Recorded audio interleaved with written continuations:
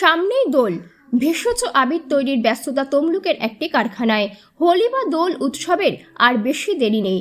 বর্তমান সময়ে হোলি বা দোলের রঙে স্থান পেয়েছে ভেষজ আবির। সময় যত এগোচ্ছে মানুষ ততই বেশি স্বাস্থ্য সচেতন হচ্ছে, তাই স্বাস্থ্য সচেতনতা প্রাধান্য পাচ্ছে দোল উৎসবেও। বর্তমান সময়ে দিন দিন চাহিদা বাড়ছে ভেষজ রং ও আবিরের। বর্তমান সময়ে ভেষজ আবির ছাড়া দোল উৎসব যেন অচল। প্রতি বছর হোলি বা দোল এলেই তার আগে আবির তৈরির ব্যস্ততা চোখে পড়ে কারখানাগুলিতে।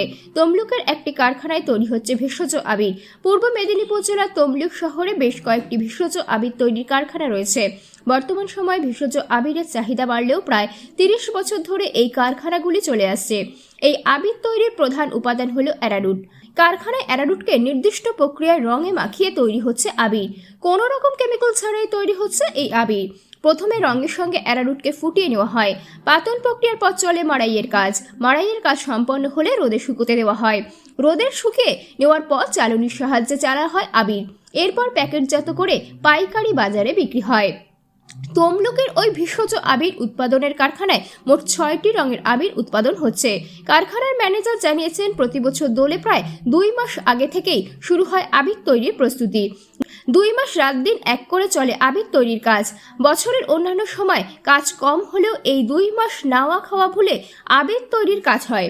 কোনো রকম কেমিক্যাল ছাড়াই এই আবির তৈরি হচ্ছে। ভেষজ আবির মানুষের শরীরের ত্বকে কোনো ক্ষতি করে না, তাই এর চাহিদা দিন দিন বাড়ছে। ফলে আগের তুলনায় কারখানায় কাজও বেড়েছে। দোলের আগে আবির তৈরির কারখানায় সেই ব্যস্ততা চোখে পড়ল। अरारोट का मतलब अरारोट का हमेशा बनाते हैं इसको रंग से, और सब अलग कलर से बनता है। 6 कलर है मेरे पास, हमेशा 6 कलर बनाते हैं।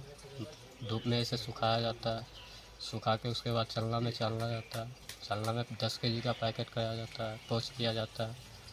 उसके बाद उसका कोई काम नहीं। कोई केमिकल है? केमिकल इसका कुछ नहीं है, मतलब कलर है, केमिकल नहीं। वो जो कलर है वो केमिकल का ना हर्बल? नहीं, कलर हर कलर अलग है, अलग अलग कलर है सब। कितने साल यहाँ पर हो रहा है? यहाँ पे मेरा 5 साल हो गया। कहाँ से आया? बिहार से। कहाँ से? बिहार से। नाम क्या है? चंदन।